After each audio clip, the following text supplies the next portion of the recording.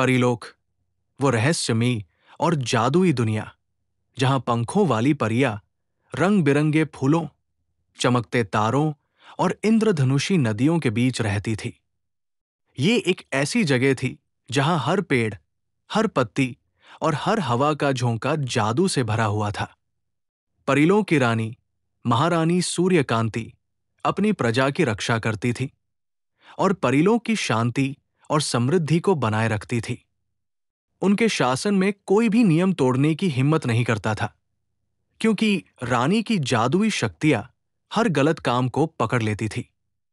लेकिन एक दिन परीलोक में कुछ ऐसा हुआ जिसने सभी को हैरान कर दिया। एक चोर परी ने परीलोक की सबसे कीमती चीजों को चुराना शुरू कर दिया। यह कहानी उसी चोर परी की है और उस रहस्य के खुलासे की जिसने परीलोक को हिला दिया।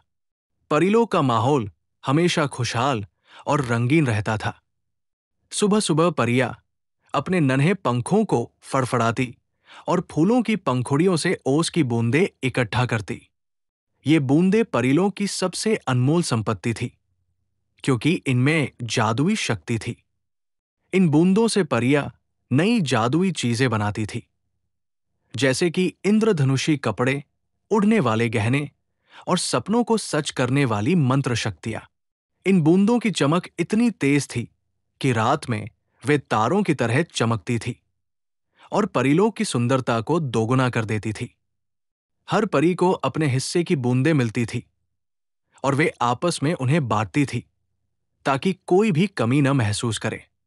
लेकिन एक सुबह जब सूरज की पहली किरणें परीलोक के बगीचों पर पड़ी, तो एक छोटी सी परी जिसका नाम था चमकी अपनी टोकरी लेकर ओस की बूंदें इकट्ठा करने निकली। चमकी एक मेहनती और हंसमुख परी थी जिसके पंखों में हल्की नीली चमक थी। वो हमेशा अपने पसंदीदा फूल, जिसे सितारा फूल कहा जाता था, से बूंदें इकट्ठा करती थी। ये फूल अपनी चमक और जादुई शक्ति के लिए प्रसिद्ध था।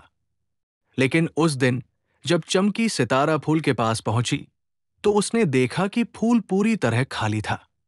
न एक भी बूंद थी, न ही उसकी चमक। ये कैसे हो सकता है? चमकी ने अपने नन्हे पंखों को फड़फड़ाते हुए हैरानी से कहा, मैंने तो कल रात ही इस फूल को देखा था।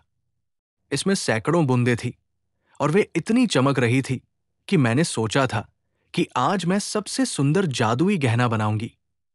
चमकी ने आसपास की दूसरी परियों को बुलाया। जल्द ही परीलोक की सभी परियां इकट्ठा हो गई। हर कोई हैरान था।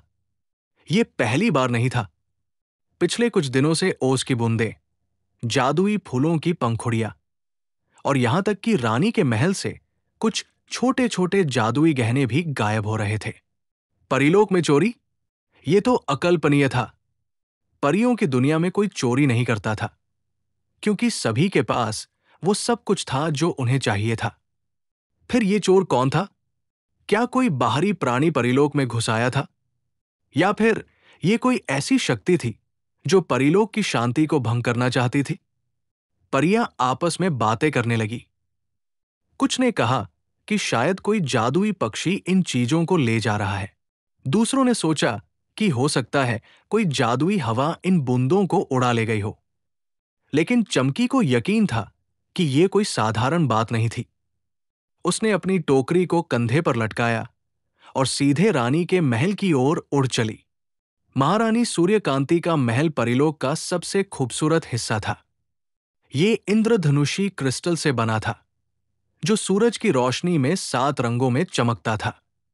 महल के चारों ओर जादुई फूलों के बगीचे थे, जिनमें हर फूल एक अलग तरह का जादू समेटे हुए था। रानी का ताज, जिसमें सितारों की रोशनी जड़ी थी, उनकी शक्ति और बुद्धिमत्ता का प्रतीक था। जब चमकी ने चोरी की खबर रानी तक पहुंचाई, तो रानी ने तुरंत अपनी सभा बुलाई। सभी परियां महल के विशाल हॉल में इकट्ठा हुई। हॉल की दीवारें पारदर्शी थी और उनमें से परीलोक का नजारा साफ दिखाई देता था। रानी सूर्यकांति अपने सिंहासन पर बैठी थी और उनकी आंखों में गहरी चिंता थी, लेकिन उनका चेहरा शांत और दृढ़ था। परीलोक की शांति को भंग करने वाला कोई भी हो, उसे बख्शा नहीं जाएगा। रानी ने गंभीर स्वर में कहा, मैंने अपनी जादुई शक्तियों से यह पता लगाया है कि यह चोरी कोई बाहरी प्राणी नहीं, बल्कि हमारी अपनी प्रजा में से कोई कर रहा है। यह सुनकर सभा में सन्नाटा छा गया। एक परी ने डरते डरते पूछा, लेकिन रानी मां, हम इसे कौन ऐसा करेगा? हम तो सभी एक दूसरे से प्यार करते हैं। रानी ने हल्के से मुस्कुराते हुए कहा, प्यार और विश्वास हमारी ताकत है, लेकिन कभी कभी लालच, जलन या डर किसी को गलत रास्ते पर ले जा सकता है। मैं चाहती हूं कि तुम सभी इस चोर को पकड़ने में मेरी मदद करो। रानी ने अपनी 3 सबसे भरोसेमंद परियों, नीलम, रेशमी और तितली को इस रहस्य को सुलझाने का जिम्मा सौंपा। नीलम की आंखें इतनी तेज थी कि वो हवा में छिपे रहस्यों को भी देख सकती थी। उसकी नीली आंखों में एक खास जादू था जो सच को झूठ से अलग कर सकता था।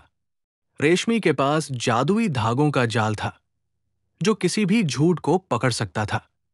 उसके धागे इतने महीन थे कि वे हवा में तैरते थे, लेकिन इतने मजबूत कि कोई भी उनसे बच नहीं सकता था। और तितली इतनी तेज उड़ती थी कि कोई भी उसका पीछा नहीं कर सकता था। उसके पंखों में इंद्रधनुष के 7 रंग चमकते थे और वो परिलोक की सबसे तेज और साहसी परी थी। तीनों परियों ने तुरंत काम शुरू कर दिया। उन्होंने सबसे पहले उन जगहों का दौरा किया जहां से चीजें गायब हुई थी। नीलम ने सितारा फूल के बगीचे में एक अजीब सी चमक देखी। ये जादुई धूल है, उसने कहा। कोई परी यहां थी और उसने अपनी मौजूदगी छिपाने की कोशिश की है, लेकिन मेरी आंखें इस धूल को देख सकती है। ये सुनहरे पंखों वाली परी की धूल है। रेशमी ने अपने जादुई धागों का जाल बिछाया। ये जाल इतना महीन था कि केवल वही इसे देख सकता था जिसके पास सच्चा दिल हो। जैसे ही जाल बिछा, उसमें एक छोटा सा पंख फंस गया। ये पंख सुनहरे रंग का था, लेकिन उसमें हल्की सी कालिख लगी थी, जैसे कि कोई उसे छिपाने की कोशिश कर रहा हो। रेशमी ने पंख को ध्यान से देखा और कहा, यह पंख किसी चोर का है। लेकिन यह किसका है? परिलोक में कई परियों के पंख सुनहरे हैं। हमें और सबूत चाहिए। तितली ने तुरंत उड़ान भरी और पूरे परिलोक में उस सुनहरे पंख की तलाश शुरू की। वो इतनी तेज थी कि हवा में उसकी छाया भी नहीं दिखती थी। उसने हर पेड़, हर गुफा और हर नदी के किनारे को छान मारा। घंटों की खोज के बाद उसे एक छोटी सी गुफा मिली जो इंद्रधनुषी नदी के किनारे छिपी थी। गुफा का मुंह इतना छोटा था कि उसे ढूंढना मुश्किल था, लेकिन तितली की तेज नजरों से कुछ भी नहीं छिप सकता था। गुफा के अंदर चमकती हुई ओस की बूंदें, जादुई पंखुड़ियां और गहने एक ढेर में रखे थे। ये वही चीजें थी जो परीलोक से गायब हुई थी। और वहां गुफा के एक कोने में एक छोटी सी परी डरते डरते बैठी थी। उसका नाम था सुनैना। सुनैना के सुनहरे पंख अब धूल और कालिख से सने थे और उसकी आंखों में आंसुओं की चमक थी। जब तितली ने उसे देखा तो सुनैना डर के मारे कांपने लगी। मुझे पकड़ लिया गया, उसने धीमी आवाज में कहा। तितली ने सुनैना को पकड़ा और उसे नीलम और रेशमी के पास ले गई। तीनों परियां उसे रानी सूर्यकांति के सामने ले गई। सभा में सन्नाटा था। सभी परियां ये देखकर हैरान थी कि सुनैना, जो हमेशा शांत और मेहनती थी, चोरी जैसे अपराध में शामिल हो सकती है। सुनैना के चेहरे पर शर्मिंदगी और डर साफ दिखाई दे रहा था। रानी सूर्यकांति ने नरम स्वर में पूछा, सुनैना, तुमने ऐसा क्यों किया? परिलोक में तुम्हें किसी चीज की कमी थी? सुनैना ने सिर झुकाकर अपनी कहानी सुनाई। रानी मां, मैं हमेशा से परिलोक की सबसे खूबसूरत और शक्तिशाली परी बनना चाहती थी, लेकिन मेरे पंख, मेरे गहने, मेरी जादुई शक्तियां, सब कुछ साधारण था। जब मैंने दूसरी परियों को देखा जो अपने चमकते पंखों और जादुई गहनों के साथ इंद्रधनुष की तरह चमकती थी, तो मेरे मन में जलन होने लगी। मैं चाहती थी कि मेरे पास भी वैसी चमक हो, वैसी शक्ति हो। एक रात जब मैं इंद्रधनुषी नदी के किनारे अकेली बैठी थी, तो मुझे एक अजीब सी आवाज सुनाई दी। उसने कहा कि अगर मैं ओस की बूंदें, जादुई पंखुड़ियां और गहने इकट्ठा करूं, तो वो मुझे परिलोक की सबसे शक्तिशाली और खूबसूरत परी बना देगा। कौन थी वो आवाज? रानी ने सख्त स्वर में पूछा। मुझे नहीं पता, सुनैना ने रोते हुए कहा। वो एक छाया थी जो रात में दिखती थी। उसने मुझे लालच दिया और मैं उसकी बातों में आ गई। मैंने सोचा कि अगर मेरे पास ये सारी चीजें होंगी तो मैं सबसे खास बन जाऊंगी। लेकिन हर बार जब मैं कुछ चुराती थी, मुझे डर और शर्मिंदगी महसूस होती थी। फिर भी मैं रुक नहीं पाई। रानी सूर्यकांति ने सुनैना की बातें ध्यान से सुनी। उनकी आंखों में दया थी, लेकिन साथ ही एक गहरी गंभीरता भी। उन्होंने अपनी जादुई छड़ी उठाई और हवा में एक चमकदार गोला बनाया। ये गोला धीरे धीरे सुनैना की यादों को पढ़ने लगा। जैसे ही गोला चमका, उसमें एक काली छाया दिखाई दी। ये छाया कोई और नहीं, बल्कि कालजयी नामक एक पुरानी जादूगरनी थी, जिसे रानी ने कई साल पहले परिलोक से निकाल दिया था। कालजयी एक शक्तिशाली लेकिन दुष्ट जादूगरनी थी। कई साल पहले उसने परिलोक की शक्ति पर कब्जा करने की कोशिश की थी। उसने जादुई बूंदों को चुराकर एक ऐसा मंत्र बनाने की योजना बनाई थी जो उसे परिलोक की रानी बना दे। लेकिन रानी सूर्यकांति ने उसकी योजना को नाकाम कर दिया और उसे परिलोक की सीमा के बाहर भेज दिया। कालजयी ने कसम खाई थी कि वो एक दिन वापस आएगी और परिलोक को नष्ट कर देगी। अब वो छाया बनकर लौटी थी और सुनैना को अपने जाल में फंसा रही थी। रानी ने तुरंत अपनी सेना को तैयार किया। उन्होंने नीलम, रेशमी और तितली को कालजयी को पकड़ने का आदेश दिया। तीनों परियां अपनी पूरी शक्ति के साथ जंगल की ओर निकली, जहां कालजयी छिपी थी। जंगल घना और रहस्यमयी था, जहां पेड़ों की छायाएं भी जादुई थी। कालजयी ने अपनी काली जादुई शक्तियों से परियों पर हमला किया। उसने हवा में काले तूफान पैदा किए और जादुई बिजलियां बरसाई। लेकिन नीलम की तेज आंखों ने कालजयी के जादू को तोड़ा। रेशमी ने अपने जादुई धागों का जाल बिछाया, जो कालजयी को बांधने में कामयाब रहा। और तितली ने अपनी तेज उड़ान से कालजयी को चारों ओर से घेर लिया। एक भयंकर जादुई युद्ध हुआ। कालजयी ने अपनी पूरी शक्ति से परियों का मुकाबला किया, लेकिन वो तीनों परियों की एकता और साहस के सामने हार गई। आखिरकार रेशमी के धागों ने उसे पूरी तरह बांध लिया और नीलम ने उसकी जादुई शक्तियों को एक क्रिस्टल में कैद कर दिया। तितली ने कालजयी को रानी के सामने लाया।